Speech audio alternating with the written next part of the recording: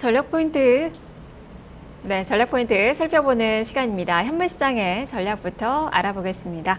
자, 먼저 하이투자증권 노종원 연구원과 함께하겠습니다. 연구원님 안녕하세요.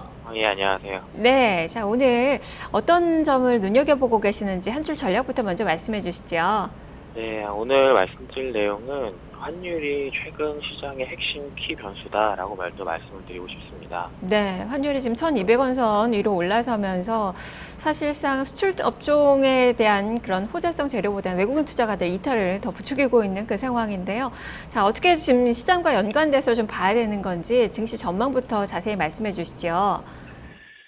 네, 이제 아침에 이 TV를 보시는 시청자분들께서 1200원 환율이 어떤 수준인지 먼저 좀 체감을 하시는 게 중요할 것 같은데요.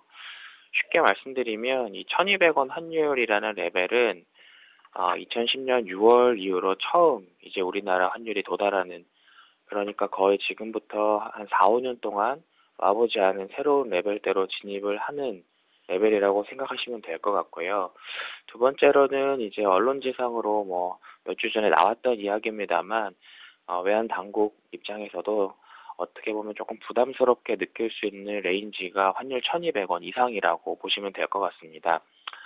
사실상 원화가 강세로 가고, 환율로 말하면 내려오는 거고, 그리고 우리나라 또 이종통화 내에서도 원화가 상대적으로 더 강세를 보인다면, 그랬던 요인들이 사실 우리나라 주식시장에 외국인들을 들어오게 하고, 또 어떻게 보면 섹터나 종목 입장에서는 원화 강세 수혜주들을 초황기를 누릴 수 있도록 유도했던 여러 가지 조건들인데요.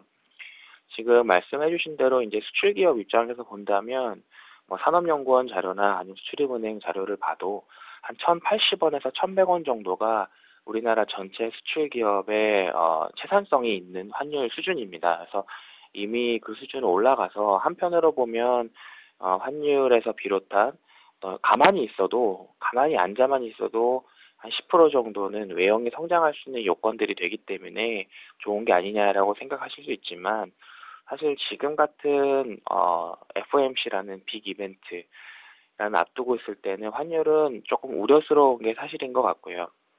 특히 어, 수출을 많이 하는 우리 이머징 경제에 있어서, 특히 또 외국인 자본에 많이 휘둘리는 우리 이머징 경제에 있어서 환율이 주는 의미는 조금 더 많은 것 같습니다. 그래서 두 가지로 나눠서 볼 것 같은데요.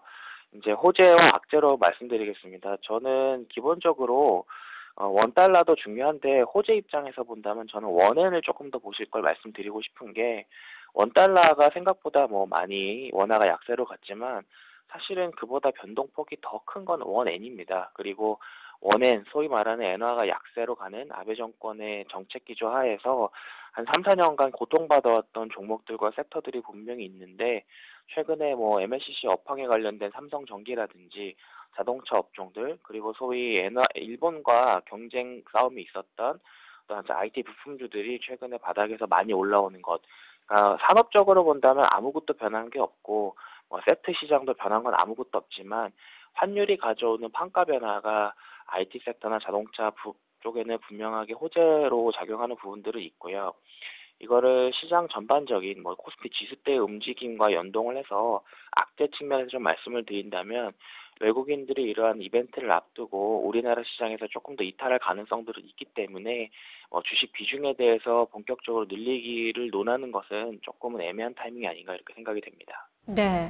자, 그만큼 뭐 호황제를 가지고 있는 그 부분이라고 할 수 있겠는데, 부정적인 부분에서의 경계감이 어쨌든 지금은 조금 더 중요한 그 시기가 아닐까 싶은데요. 그렇다면 투자 전략은 어떻게 세워봐야 되겠습니까?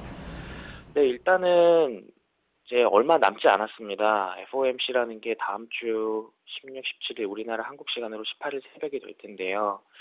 사실 저는 이런 과정들을 비정상이 정상으로 돌아가는 과정이라고 일단 말씀을 드리고 싶고, 이럴 때는 최대한 좀 보수적으로 개인 투자자들 입장에서는 생각하시는 게 좋다는 생각이 드는 게요.